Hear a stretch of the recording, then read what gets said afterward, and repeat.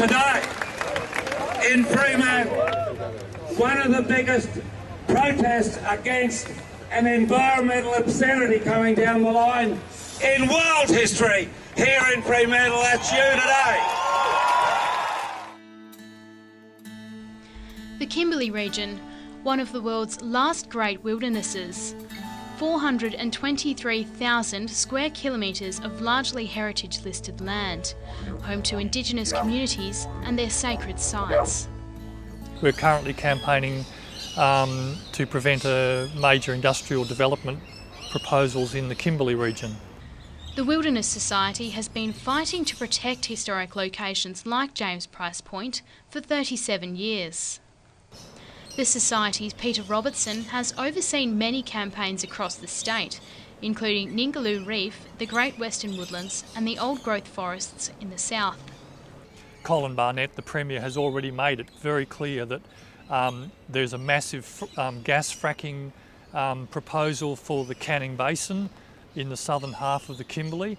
So if James Price Point goes ahead, then there will be, in all likelihood, there will be a massive push for large-scale gas fracking across much of the Kimberley, and that'll have a devastating environmental and social impact on the region. No gas!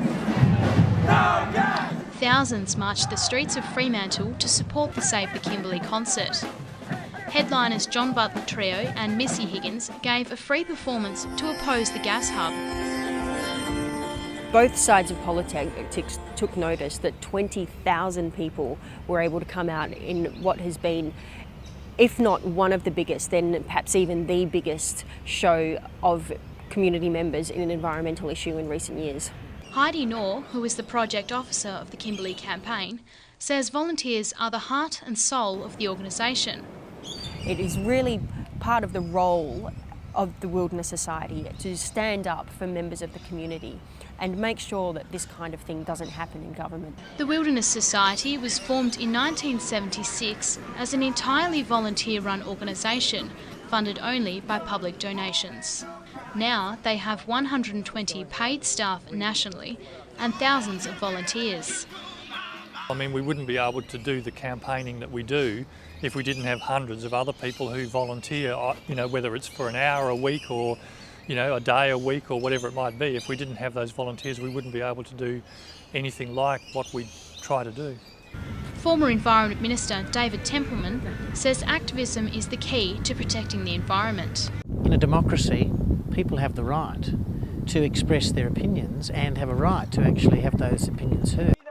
The Gallara Baloo, the traditional landowners of James Price Point, have been working alongside the Wilderness Society to protect the region. In the colonial days, this is a democratic society. We are all free. We should be able to express our rights. To me, it was very much putting a gun at the head of the traditional owners and also the local community. I've lived here for 28 years and I'm not leaving. The reason the Broome community and traditional owners are so concerned about this and they're so offended by this so-called jobs argument is that they can easily look south down at the Pilbara and they can see what's happened to towns like Karratha and Port Hedland and what happens when large companies come in and promise the world and promise thousands and thousands of jobs for people and then end up just having to fly in FIFO workers because the local people do not have those kind of skills.